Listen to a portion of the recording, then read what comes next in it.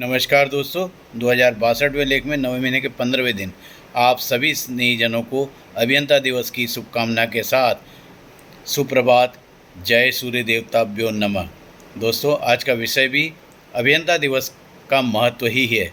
दोस्तों, आधुनिक भारत के विश्वकर्मा रूप में प्रतिष्ठित भारत रत्न से सम्मानित डॉक्टर मोक्ष गुंडम विश्वेश्वरैया जी की जयंती पर उन्हें त्योहार परिवार द्वारा कोटि कोटि नमन, वंदन, अभिनंदन के साथ परिवार के भी दोनों बेटे बहुओं को अभियंता होने के नाते बधाई के साथ साथ समस्त अभियंताओं को आज का लेख समर्पित है। अंग्रेज़ों के शासनकाल में ट्रेन एक स्टेशन से दूसरे स्टेशन जा रही थी। प्रथम क्लास डिब्बे में भारतीय मुसाफिर गंभीर मुद्रा में बैठा हुआ था। वह सांवला सा साधारण कदकाठी का सामान्य वेशभूषा धारण किए हुए था, इसलिए सभी अंग्रेज उसका मजाक उड़ा रहे थे। तभी अचानक उसने उठकर ट्रेन की चेन खींच दी और ट्रेन रुक गई। फर्स्ट क्लास में बैठे अंग्रेजी यात्री उसे भला बुरा कहने लगे। तभी गार्ड भी आ गया और पूछा, चेन किसने खींची है? व्यक्ति ने नम्रतापूर्वक कहा, मैंने खींची है।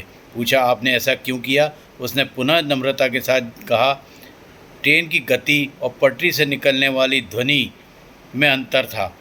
मेरा अनुमान है आगे ट्रेन की पटरी टूटी हुई है। गार्ड उस व्यक्ति को लेकर कुछ ही दूरी पर गया तो गार्ड के साथ साथ सभी यात्री देख दंग रह गए। पटरी वास्तविक रूप से टूटी हुई थी। अब तो ट्रेन के सभी यात्री उसकी बुरी बुरी प्रशंसा करने लगे क्योंकि उनकी जान जो बच गई थी। सभी ने पूछा, आप कौन हैं? उस व्यक्ति ने कहा, मैं एक इंजीनियर हूँ और मेरा नाम डॉक्टर मोक्ष गुंडम विश्वेश्वरैया है। पूरी ट्रेन के यात्री को उसका जो उन्हें भला बुरा अभी तक कह रहे थे क्षमा मांगने लगे। दोस्तों, डॉक्टर विश्वेश्वरैया की ख्याति उस समय देश के सम्मानित नागरिकों के रूप में की जाती थी। फर्स्ट क्लास में यात्रा करने वाले सभी यात्री इस बात को भलीभांति परिचित भी थे।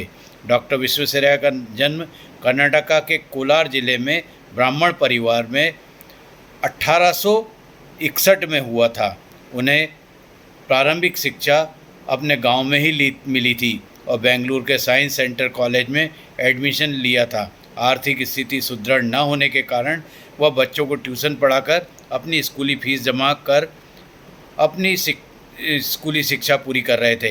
इंजीनियर की पढ़ाई उनके पास पर्याप्त धन न होने के कारण वह संभव नहीं कर पा रहे थे।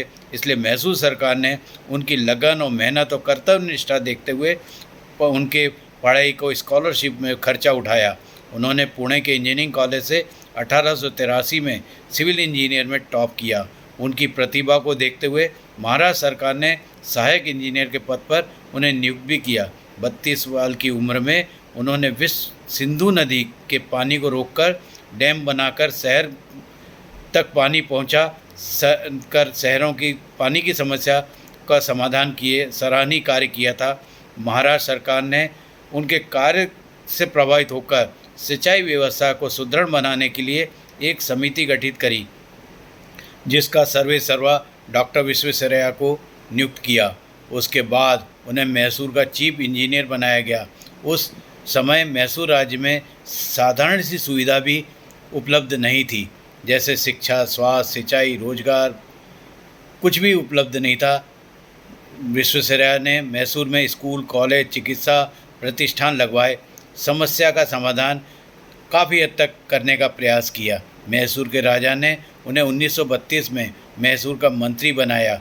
उनके कार्यकाल में स्थानीय सैंडलवुड की विकास जापान के विशेष प्रशिक्षित लोगों की सहायता से किया गया, जो वर्तमान में भी देश ही नहीं विदेशों में प्रख्यात है। उन्होंने मैसूर में 6000 विश्वविद्यालय और स्कूल की स्थापना की। वह कठिन परिश्रम और मेहनत के पुजारी थे। उन्होंने धन की कमी पूरी करने के लिए मैसूर स्टेट बैंक की स्थापना करी।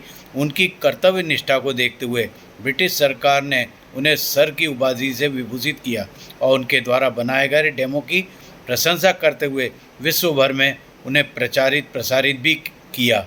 उनकी राष्ट्रीय सेवा से अभिभूत होकर भारत सरकार ने 1955 में उन्हें भारत रत्न से सम्मानित किया। 15 अगस्त 1961 के दिन 100 वर्ष पूर्ण होने पर उनके नाम का डाक टिकट भी जारी किया गया। 14 अप्रैल 1962 में 101 वर्ष की दीर्घायु प्राप्त कर उनका देहांत हुआ था। रविवार के शुभ दिन पर महान विभूति डॉक्टर विश्वेश्वरैया के जन्मदिन पर आपके लेख को समर्पित के उपरांत गर्व के साथ स्वीकार करता चाहता हूं कि भेल के द्वारा निर्मित अनेकों परियोजनाएं अगर किसी की परिकल्पना के दृष्टि में की होगी तो वह निश्चित रूप से डॉक्टर विश्वेश्वरैया ही महान विभूति होंगे। आज पत्र पत्रिका और टीवी में आपको दिन भर इनका कोई भी आर्टिकल्स देखने को नहीं मिलेगा, क्योंकि उन्हें टीआरपी जो नहीं मिलती। अनेकों पत्र पत्रिकाओं द्वारा संकलित सूचनाओं के आधार पर आज का लेख लिखा है। ग्रुप के सभी सम्मानित अभिनेताओं को पुनः शुभकामना के साथ वंदन, अभिनंदन एवं जय सूर्य देवताभ्यो नमः के उपरांत नमस्कार।